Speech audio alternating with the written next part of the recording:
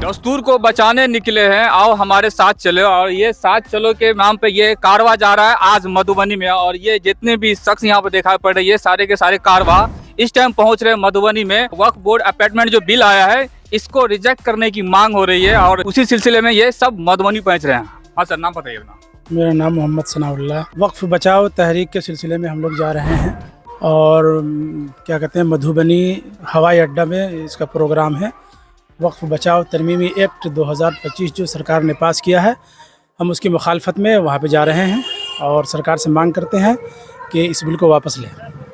क्या लगता है सरकार इस बात को मानेगी? हम तो यकीन है कि मानेगी। कानून ने हमको दस्तूरी हक़ दिया है कि हम अपना एहतजाज दर्ज कराएं।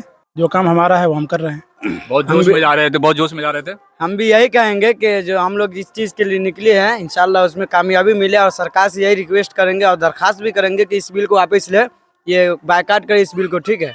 और हजरत से हमारा सवाल तो अभी हमारे साथ हजरत भी है और हजरत बड़े जोश के साथ और बड़े मेहनत के साथ यहाँ पे बहुत सारे पब्लिकों के लेकर पहुँच रही है मधुबनी में। और मधुबनी में एक सरकार के खिलाफ एक प्रोटेस्ट होने जा रहा है, बहुत ही जोर वाला। क्या कहेंगे हजरत? अस्सलाम वालेकुम वरहमतुल्लाहि वबरकातुहू। मैं आपके माध्यम से इस सरकार को ये बताना चाहता हूँ कि ये जो वक्फ तरमीमी कानून आपने 2025 में पास किया है, ये गैर संविधानिक है, गैर कानूनी है। हम इसको किसी भी सूरत में नहीं मानेंगे, क्योंकि ये सरासर मुसलमानों के मजहबी जितनी भी चीज़ें हैं, चाहे वो जिस तरीके के भी हों, उन सब पर सीधा सीधा हमला है। आप अगर उसको देखें, वक्फ बाय यूज़र को आप ख़त्म कर रहे हैं। इसी तरीके से आप ये कहते हैं कि जब तक मुसलमान ये ना मालूम हो जाए कि फ़लाँ आदमी 5 साल से मुसलमान है, जब तक आप उसके वक्फ को नहीं मान रहे। ये क्या चल रहा है देश के अंदर? आप मनमानी देश चला रहे हैं। ऐसा देश, इस तरीके से आप देश नहीं चला सकते। आप अपना मनमानी कर रहे हैं, ठीक है, आपके पास आज ताकत है, आप कीजिए, लेकिन इस बिल के ख़िलाफ़ हम लोग अपनी जान की बाजी लगाने के लिए तैयार हैं।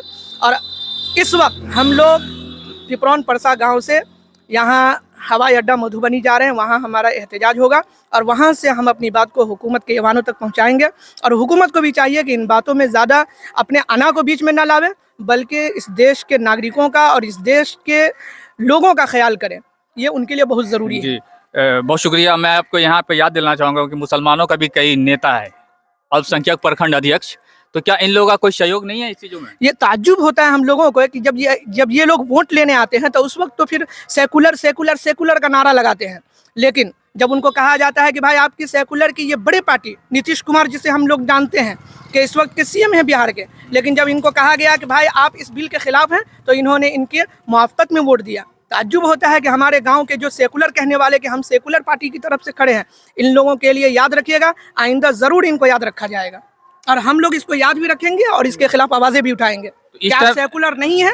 आप सेकुलर नहीं है। आप जिसके साथ पावर है उसके साथ है और उसी के साथ आप चलने वाले, आप सेकुलर नहीं हो सकते। तो इलेक्शन का टाइम आता है तो और जैसे कोई पार्टी का मीटिंग होगा तो कोई आएगा निकल के अल्पसंख्यक प्रखंड अध्यक्ष की तरफ से, मतलब मुसलमानों का लीडर। इस टाइम में कोई अभी इस तरीके का माहौल पे जो ये गाड़ी जा रहे हैं, इस कारवा पे कोई मेहनत भी नहीं किया है और 90% लोगों को पता नहीं है कि वक्फ बिल रिजेक्ट करने के लिए ये कारवा जा रहा है मधुबनी की तरफ। इन पे कोई भी मेहनत नहीं किया है। जो नेता कहलाते हैं उन लोगों का कोई भी मेहनत नहीं है। क्या बहुत ताज्जुब की बात है ये। हम लोगों ने कल मगरिब के बाद जब हमने मेहनत किया तो हमारे मोहल्ले से 3 गाड़ी तैयार हुई, लेकिन अफसोस की बात होती है कि जो नेता टाइप के लोग हैं, जो अपने आप को कहते हैं कि मैं फलां मुसलमानों का नेता, मैं मुसलमानों का नेता हूँ, मैं मुसलमानों के पक्ष में, मैं मुसलमानों के साथ चलना चाहता हूँ, लेकिन जहाँ मुसलमानों की बात आती है तो उनका कहीं अता पता भी नहीं होता है। मतलब कुल मिला के अपने वोट बैंकिंग के लिए काम कर रहे हैं। सब वही कर रहे हैं, सब वही कर रहे हैं। बिल्कुल बिल्कुल सही। क्या कहेंगे उनके लिए?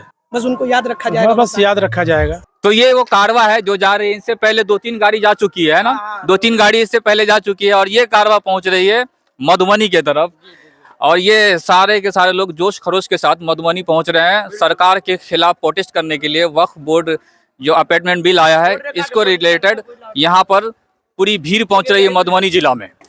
ये वक्फ हमारा है, अधिकार हमारा है। हमारी चीज़ पर, हमारी मजहबी मामलात में आप किसी दूसरे और तीसरे को खड़ा नहीं कर सकते।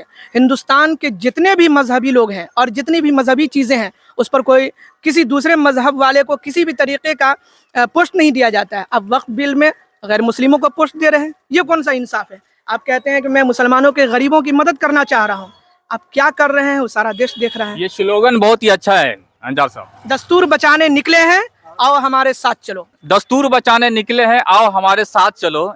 ये स्लोगन बहुत ही खास है।